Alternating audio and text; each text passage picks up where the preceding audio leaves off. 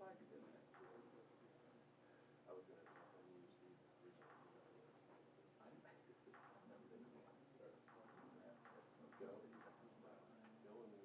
Yeah.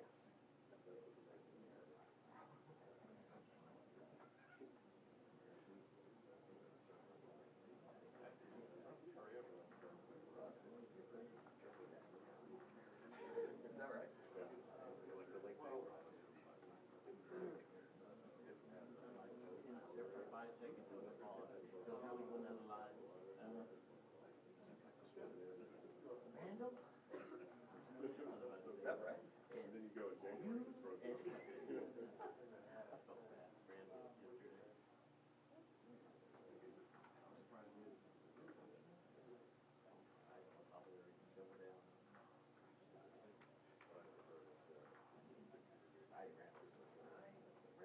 You want to be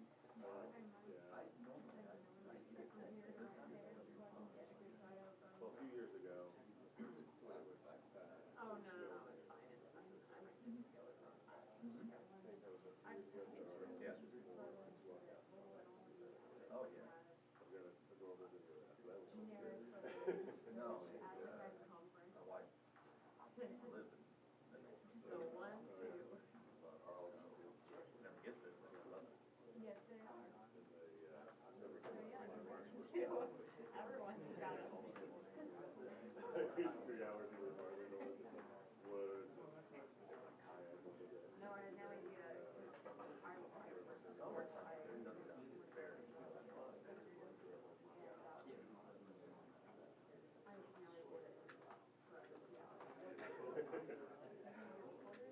A lot of people, yeah, vacation work a lot.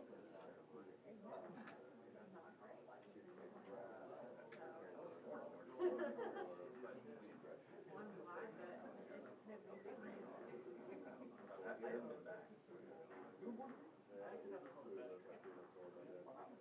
Dad actually, it's so good. The Broncos are taking away from being so instead he did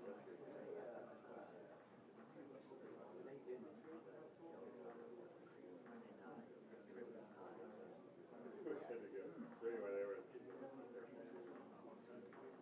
the military hospital.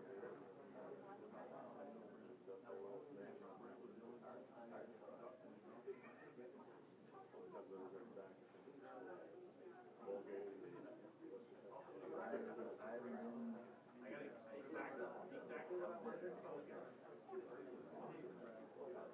Oh yeah. And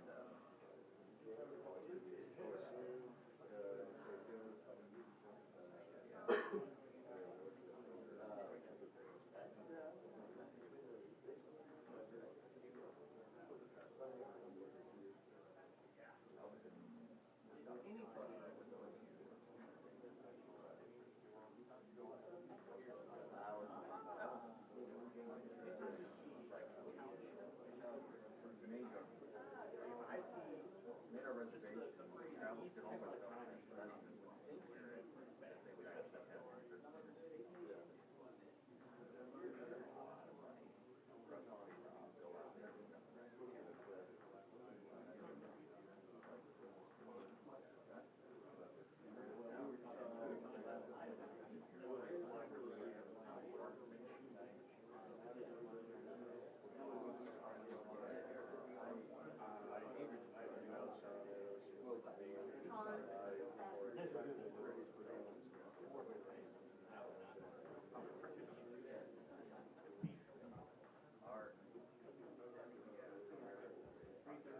I don't think our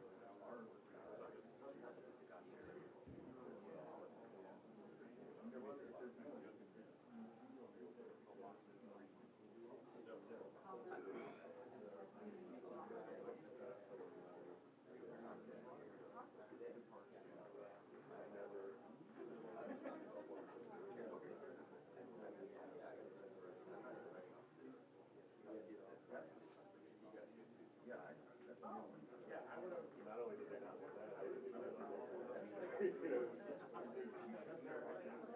at some point, but it was like, I think there was something on the 21st or something. Yeah, the 22nd. The 23rd thing.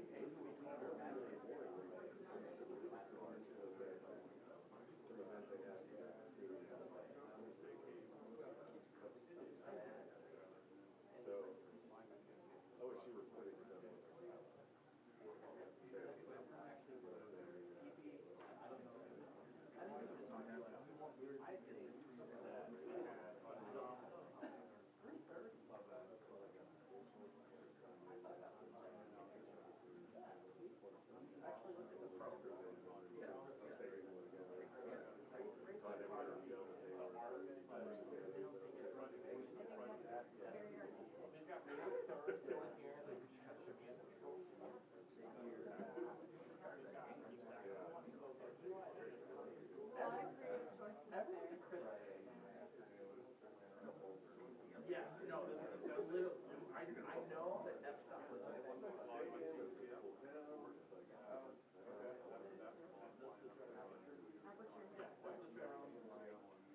your shutter, your aperture, and your ISO.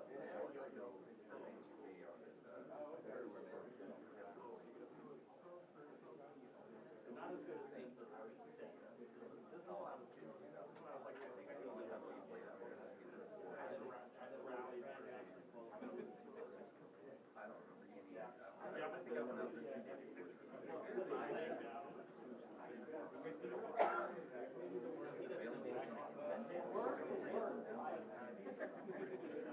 Yeah, I think sliding on that.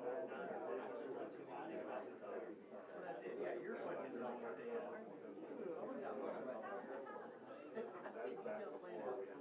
that's back before.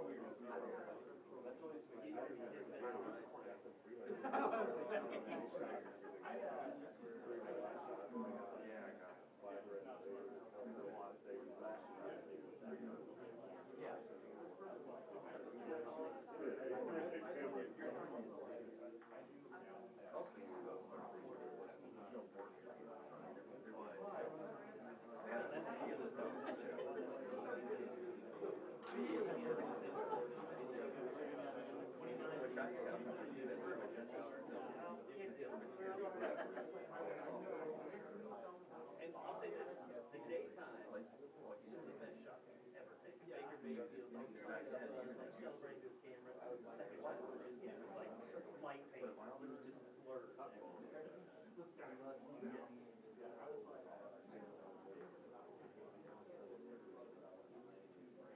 well, the COVID year, nothing. But yeah, that really for me is here when OUA and Prince on here.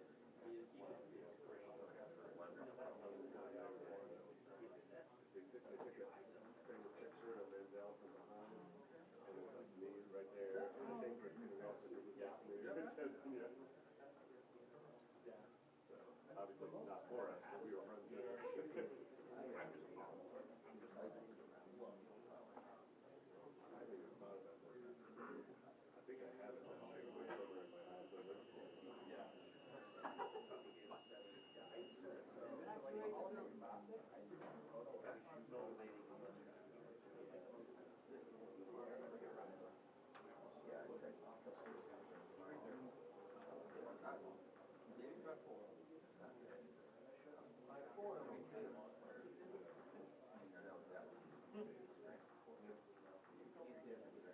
Even that Florida one, that was the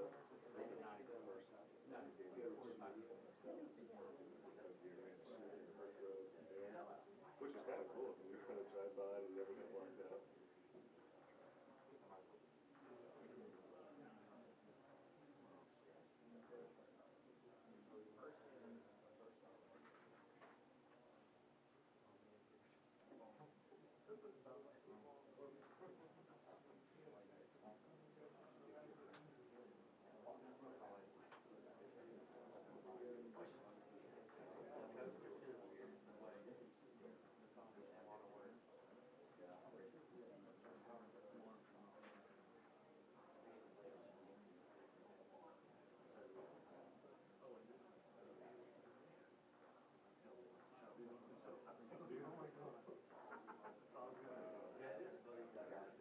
Yeah, I'll probably move this out. We got first story. Or you guys gonna say it's time?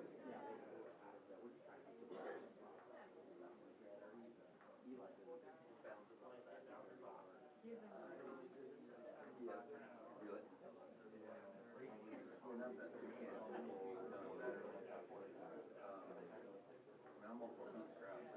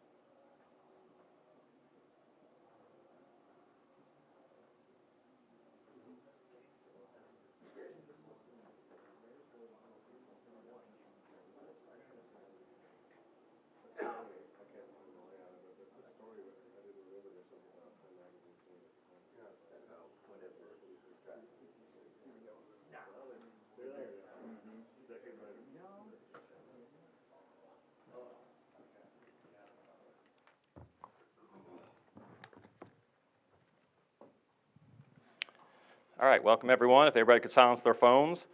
Again, we're opening it up for questions with hand raise. We have mic holders that will come to you.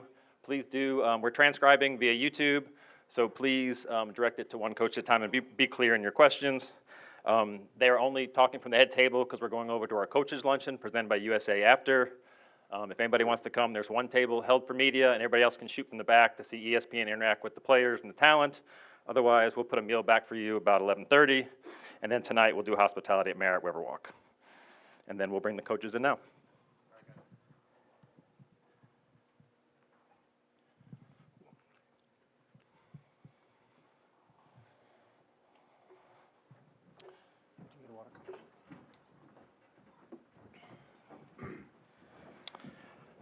Thank you for joining us today for the head coach's press conference for the 2023 Valero Alamo Bowl. It's my pleasure to welcome the head coach of Arizona, Jedd Fisch, and the head coach for Oklahoma, Brent Venables. Let's begin with an opening statement from Coach Fisch. Well, thank you, and thank you to Valero. And the Valero Alamo Bowl has been a fantastic week. It has been, we got here on the 23rd, and everybody has just been phenomenal. The city of San Antonio, everybody that works with the Alamo Bowl. So just wanted to say thank you.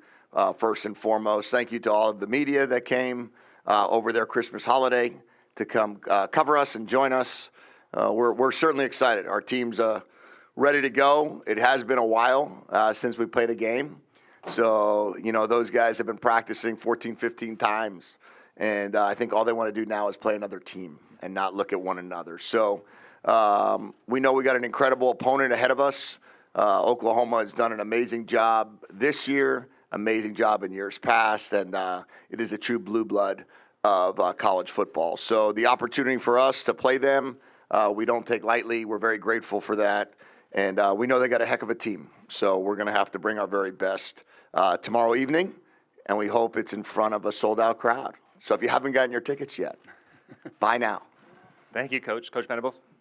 Again, good morning to everybody, and appreciate everybody being here. Again, thanks. I'd reiterate everything Coach Fisch said in regards to San Antonio, amazing city, as we all know, incredibly hospitable. Thank you to Derek Fox and the Alamo Bowl Valero committee. Just a wonderful week, great opportunity to have some free time where we could meet the other staff and get a chance to, you know, share in what you go through during the course of a season, and really appreciate, you know, the opportunity to play a quality opponent like Arizona. You know, this is a team that, again, as we've said, is as hot as anybody in college football right now. I have a great deal of respect and appreciation for what Coach Fisch and his staff have done, what their players have done. They've developed things the right way, recruited these guys, and have kept them there and developed them, and have gone through some tough moments as they built their program. And you know, they can play with anybody. I think they've shown that this season, and we've talked about it constantly. Our guys are excited to play. We got 70 scholarship players that are committed to you know, finishing what they started, and really excited about what we've seen, and an opportunity for the 129th team in Oklahoma history to have a chance to go after an 11th win. What a blessing that is. Been done 27 times in Oklahoma's history, and tied with Alabama. So we got a great opportunity against a fantastic opponent, easily one of the best matchups in all the bowl season. So looking forward to tomorrow night. Can we go front, second row right there? Nathan Thompson, Fox 23 in Tulsa for Coach Venables. 2 years ago, you were the OU head coach but didn't coach this game. I remember you watching intently from the sideline. Coach Stoops pulled you up on the podium afterwards to celebrate.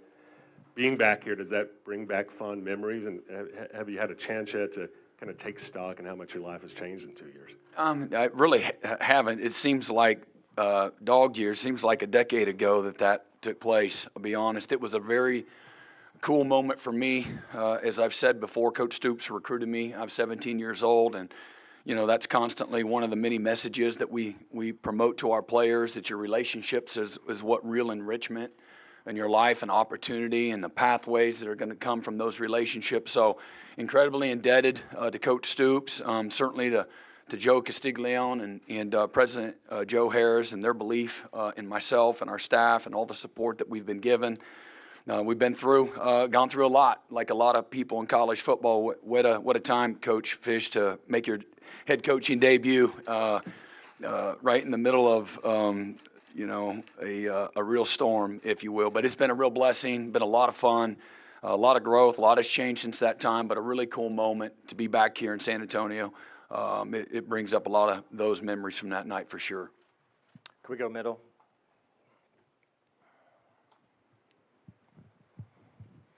Coach Fisch, I wanted to ask you, from an outsider's perspective, can you look at what Oklahoma's done under Brent in the last 2 years, everything he's had to do to turn around? How much do you appreciate that? And then for Brent, same scenario with what Coach Fisch has done in 3 years, building a one-win team and turning it around like they did.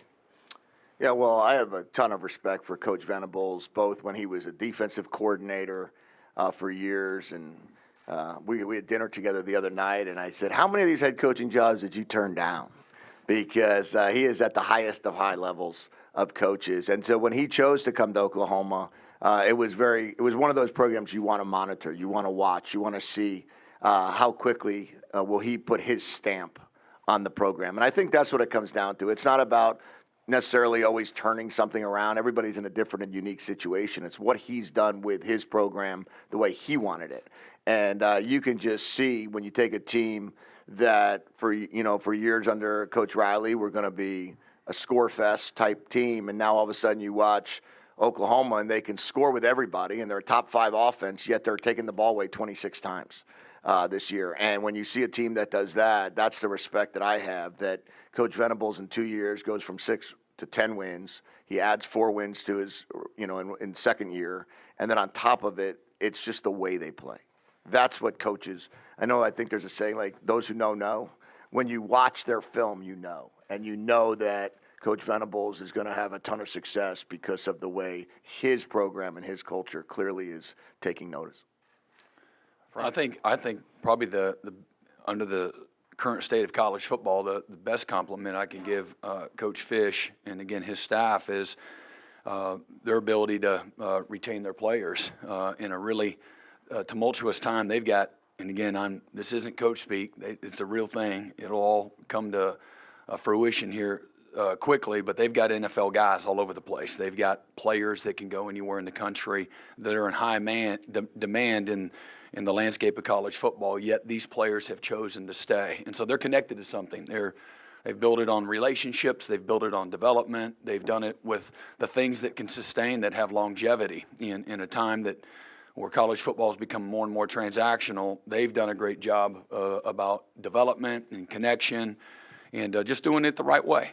Recruiting guys out of high school, signing them and developing them and creating an environment that the players feel like they're valued and that they're part of a family and something bigger than themselves. And then they play that way. And incredibly as efficient of a football team as we've seen all year, might be the best opponent that we've seen all year. Front row, middle. Yeah, Brent, wanted to ask you about Jackson Arnold, and what kind of progress have you seen from him over this bowl prep season? What are some of the key areas of growth? And then for you, Coach Fisch, wanted to ask you about a little bit more about the story about Bob introducing you to your wife.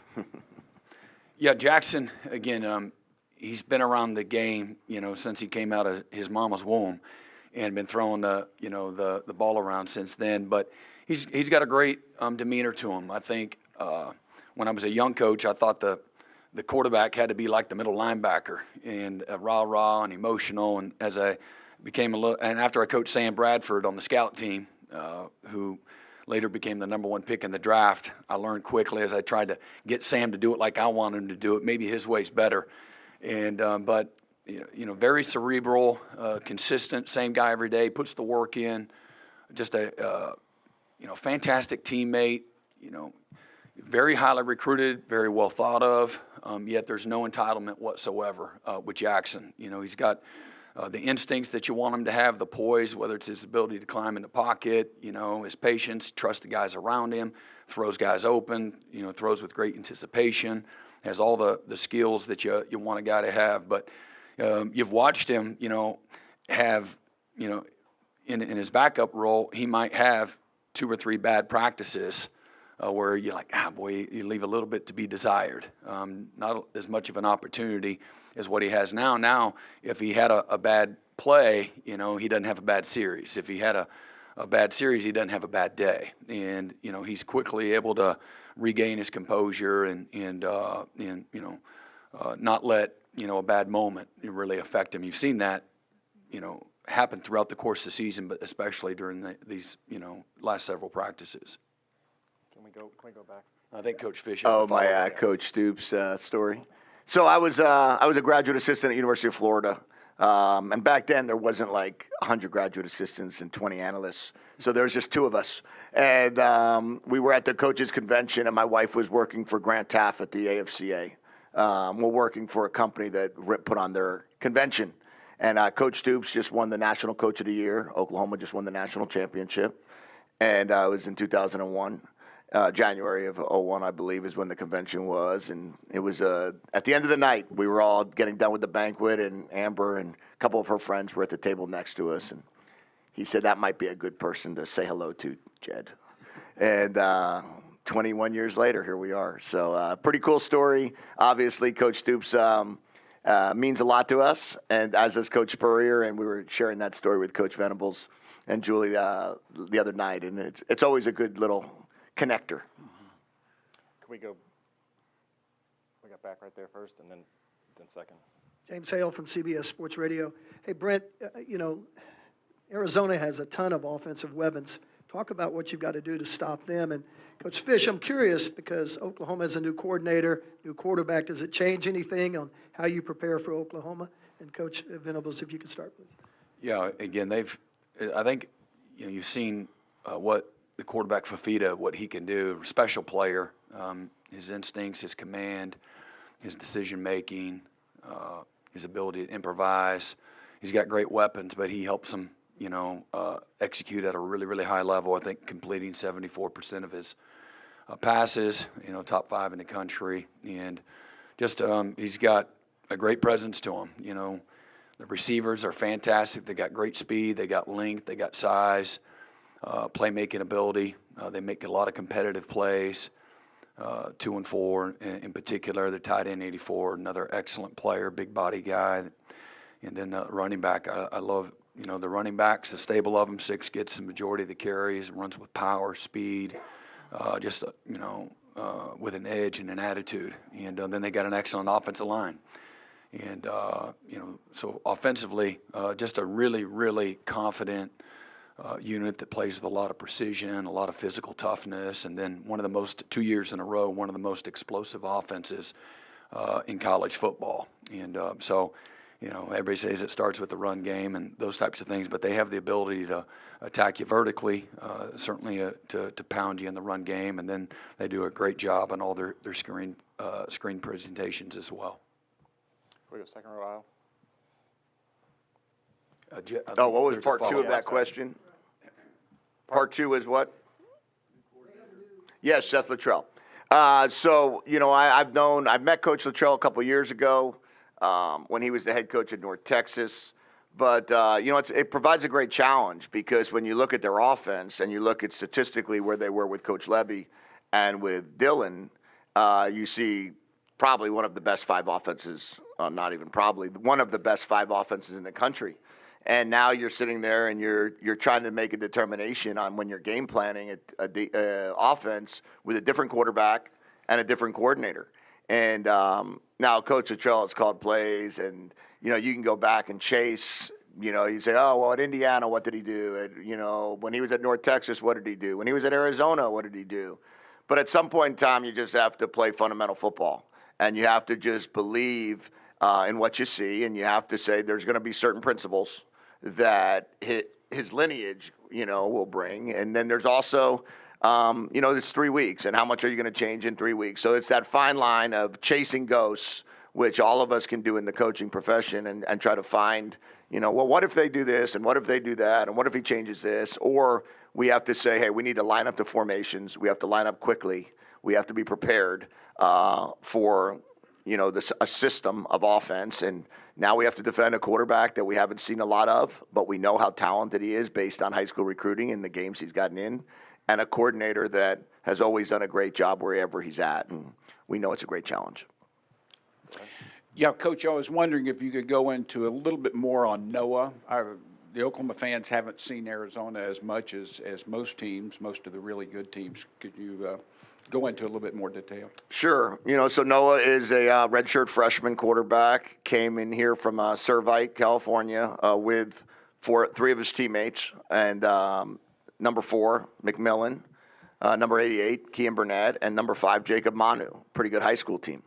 And all 4 of them came together, and Noah was the ringleader. We offered Noah probably within a month of my arrival on campus, and when he was I guess he was a junior at that point, and he was committed to us and stayed committed to us for 10 months. And what I love about Noah is he committed to us when Arizona was on a 12-game losing streak, and he stayed committed to us when we went 1-11. And if that doesn't speak to his character, I don't know what does. But he is an incredible preparer. He loves the game of football. He's addicted to the game of football. And he's somebody that not only does everything right off the field, he does everything right on the field. And, I would say this, if you have great habits off the field, you usually have great habits on the field. And his habits have certainly allowed him to be a 75% passer and be prepared and be able to walk into the game. His first ever start was against Washington, who was on at that point in time, a 16-game win streak. And, we lost 31-24, and then his second start was at the Coliseum when we lost in triple overtime. And then since then he hasn't lost, and he's just led the team, and he's a wonderful kid. Front row. Yeah, hey, Brent. Ethan yesterday was talking a lot about the buy-in from the players. You mentioned 70 scholarship guys committed to finishing what they started. Could you just speak to the buy-in from the program, where it is now versus where it was a year ago? Because it seems like you've gotten quite a few guys to say, hey, coming back for my senior year. A lot of guys, that could go get ready for the NFL, but they're playing in this game. Does that speak to the buy-in of the program where it was maybe a year ago? Yeah, well, I would first, I'd be remiss if I didn't, mention the young men that aren't playing in the game for different reasons. I love every single one of those guys and want nothing but the best for them. We have several guys that are going on to the NFL and, getting ready for all-star games. And then certainly, as Coach Fisch and I have had several conversations about, the free agencies right in the middle of the playoffs and the bowl system. And it's a very unique timing standpoint. I don't blame any of the players that are looking for a better opportunity. You got to do it now. So that you can maybe have a little more leverage in a place that's a very short, small window with, again, from a timing standpoint, not ideal for anybody, but where they have to do what's best for them. And so I just wanted to say that first of all, but have great appreciation and respect for the guys in our locker room as well. We do have, again, I think every coach would sit up here and say, the same thing, but the buy-in, is never been higher. I think the results from the season would say that, and this is a group of guys that are highly invested, and several of them in the last 2 years. Obviously, we starting in January had 97 players in their first or their second year at Oklahoma, and but this is a group of guys, whether it's the new guys that just showed up, 63 newcomers in January last year, scholarship and preferred walk-ons, or it was guys that are in their second year or their third year in the program or fourth year in the program, just under a different staff. It's been fantastic, and we've got great leadership, and we've got guys that care deeply about their opportunity and care deeply about their teammates, and certainly again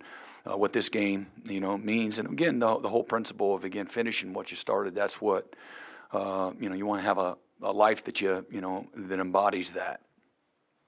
Question on the aisle back there. This question is for Jedd.